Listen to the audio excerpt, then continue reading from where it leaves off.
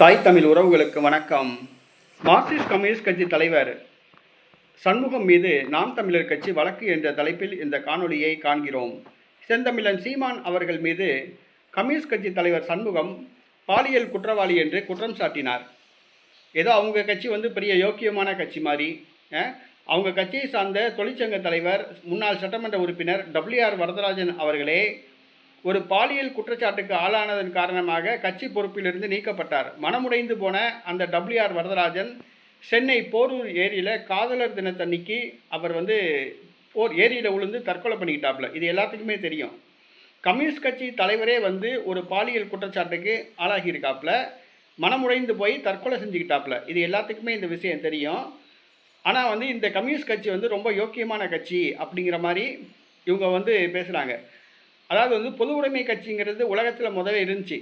அது கம்யூனிஸ்ட் கட்சிலாம் எங்கெங்கே இருக்குது, அது பூரா தோல்வி அடைஞ்சிருச்சு. இன்றைக்கி சோவியத் யூனியன் ரஷ்யாவை பாருனாங்க. இன்றைக்கி ரஷ்யாவை பார்த்துக்கிட்டு தான் இருக்கோம்.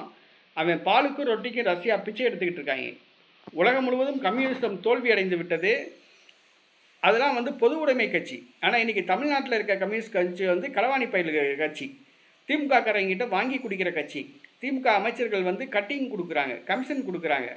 அடுத்ததாக அரசு பணிகளில் வேலைக்காக வேண்டி டிஎன்பிஎஸ்சி எக்ஸாம் நடக்கும்போது 10% போஸ்ட் கரப்ஷன் மூலமாக தான் நிரப்பப்படுது. அதில் இந்த மார்க்சிஸ்ட் கம்யூனிஸ்ட் கட்சிக்காரவங்க ஒரு 10 பேர் பட்டியலை கொண்டு போய் அந்த அமைச்சர்கள் அவங்ககிட்ட போய் கொடுப்பாங்க. காரியம் சாதிச்சு அந்த 10 பேருக்கு அரசாங்க வேலையை வாங்கி கொடுத்துட்டு அதுக்குரிய கமிஷனை இவங்க வாங்கிக்கிடுவாங்க. தமிழ்நாடு முழுக்க பொதுப்பணித்துறை கான்ட்ராக்டர்லேருந்து மார்க்சிஸ்ட் கம்யூனிஸ்ட் கட்சிக்கு கமிஷன் போகுது. தமிழ்நாடு முழுக்க நடத்தப்படுகிற அனைத்து ஒப்பந்ததாரர்களிடமிருந்து கமிஷன் மார்க்சிஸ்ட் கம்யூனிஸ்ட் கட்சிக்கு போகுது.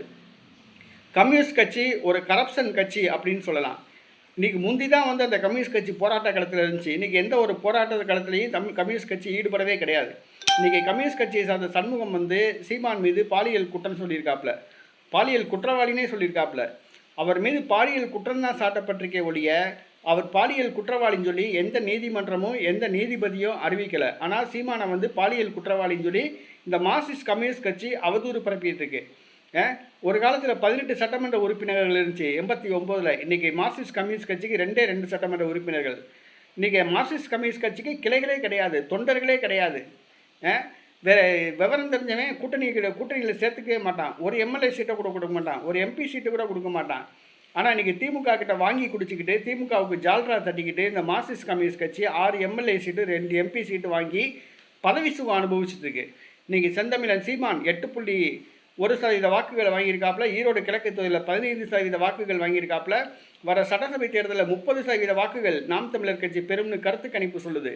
ஆனால் இந்த மார்க்சிஸ்ட் கம்யூனிஸ்ட் கட்சியை சார்ந்த சண்முகம் சீமானை அவதூறாக பேசிக்கிட்டு இருக்காப்புல.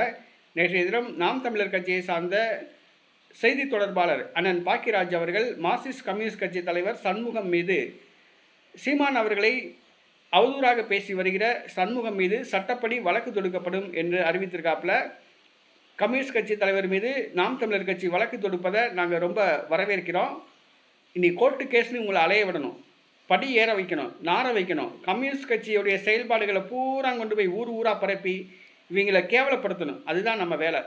இந்த கம்யூனிஸ்ட் கட்சிக்காரங்க பொது உடைமை கட்சிங்கிறது அந்த காலம். இப்போ கமிஷன் கட்சி, கட்டிங் வாங்குகிற கட்சி, திமுக கிட்ட வாங்கி குடிக்கிற கட்சி தான் இந்த கம்யூனிஸ்ட் கட்சி. இந்த கம்யூனிஸ்ட் கட்சியை தமிழ்நாடு முழுக்க கேவலப்படுத்தணும், இவங்களை கொண்டு போய் அடையாளம் காட்டணும். அதுதான் நம்மளுடைய நோக்கம்.